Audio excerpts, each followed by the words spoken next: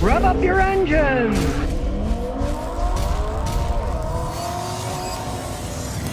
...2009 Honda Accord, made in Ohio. It's got misfire codes, PO300, misfires on 4, 5, and 6 too. And here's the weird thing. He bought it from a mechanic, and it did the same thing, only now got a junkyard engine. They always label them, and they put paint on the bolts so you don't take parts off the engines and then say, oh, that was a junker, so they can tell if you messed around with it. But with the junkyard engine in it, it's doing the same exact thing. Now, the mechanic changed all kinds of things, and he even changed the 3 catalytic converters last week, and the codes are still coming up. So, diagnosis. All right, it's already read it. Knows the VIN number, USA Accord 2009 V6 engine. It can do a full topology scan. So here we go. While it's doing the scan, we'll look around. He's owned it for a year.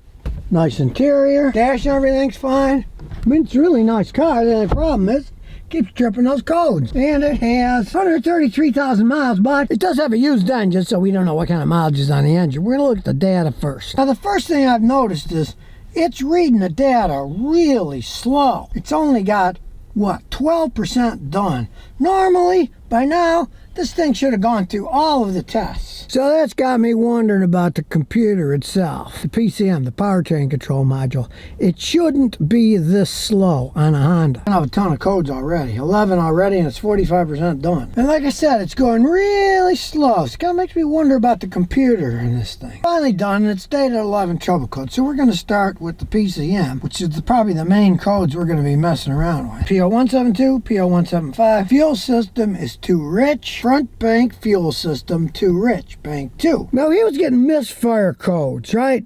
Well, we don't have that yet, because he's erased them before, obviously. But we have that the fuel system's too rich, especially on the front bank. Now, that can cause misfires. So it might be that the misfires are more something that occurs because of a different problem, and then they show up later. It's not showing up right now. It's been reset. So this is what you want to do when you're working on these cars. If you got a bunch of weird problems, erase it, then drive it. And then check the codes, because the codes that pop up first are going to be the most important ones to fix. They may be the cause of everything. So before we go further with that, we'll look at some of the other codes. We don't care about the TPMS. That's the tire pressure, and that doesn't mean anything. We don't care about the seat airbags, and we don't care about the anti-lock brakes. That's not going to have anything to do with the car acting weird and tripping misfire codes. So we'll check the gauges. That probably won't either, but you never know. FCAN communication line error. This gives us more information. It's a communication code. And it can be anything from a positive circuit open in a communication base to the negative circuit open to even the bad control unit. Like I said, there's something funky going on with this computer system. You can see one of the things is to replace the control module. But before we do anything, we're going to start it up and look at live data. Check all this data out. Anything it has to do with why is it running rich and misfiring. The MAF sensor is giving really bad data. It's giving 5.96 grams per second. Now, it does have an aftermarket intake sensor, RAM, cold air intake RAM. I don't believe in using those things. I would have never put that on in the first place, because this is a 3.5 liter engine. The grams per second should be more 3.5, and you can see it's 5 to 6. So it thinks it's getting more air than it is, so it's going to give it more fuel, hence it will run rich. Now, it's idling pretty good. There's nothing wrong with that. You can see the target idle and the idle 3.3. That's all the same, so that's good. Now, you can see bank 2, okay, that's 0.1, 0.18, 0.63 on bank 1. So bank 2 is obviously the bank that has more problems than a bank 1. And it was bank 2 that's showing it's running too rich. New catch, you can see they're working. Both bank 1 and bank 2 have the same temperature, so they're doing their job. Stands now, there's presently no misfire. He was getting misfire codes, but it's not misfiring right now. Now, I've erased all the codes. I'm going to take it for a little road test to see if anything comes back to give me a good idea. Here we go on a road test. Get it some serious driving, so we'll drop it into low gear. I mean, it's a nice car otherwise. It actually runs pretty fine on him. It doesn't have problems with the car running weird. It just keeps tripping all these codes. Even though it's got new catalytic converters, a used engine, it's doing the same thing it was doing before. Nobody's coming that way, so here we go.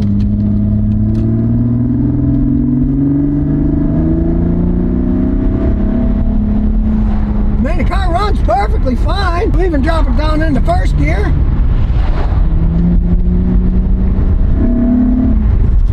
It runs like a scalded ape. Downshift's good, handle's great. You gotta take off. Takes off fine. Put it in second gear. Hey, I mean, the car runs fine. We'll look at the data when we get back. Doesn't backfire or pop when you're accelerating or decelerating. I mean, if somebody would have given me this car and said road test it, I would have said it didn't seem like there's anything wrong to it, other than I plugged in the computer and got all those codes. So let's check to see. A lot of times you got to restart and get codes back, so we'll see if anything has come back yet. Well, nothing's come back. No codes. Well, it continues to run fine. There's no codes at all now. So that means the codes have to come over a period of time of driving. And since there is a communication code and codes for one bank is running rich when before it was different codes for misfire intermittently, I'm assuming this baby's got a bad main computer, the PCM. Now, he just told me that he had the catalytic converters replaced because he could hear them rattling. And of course, the new ones don't rattle and they're working perfectly fine.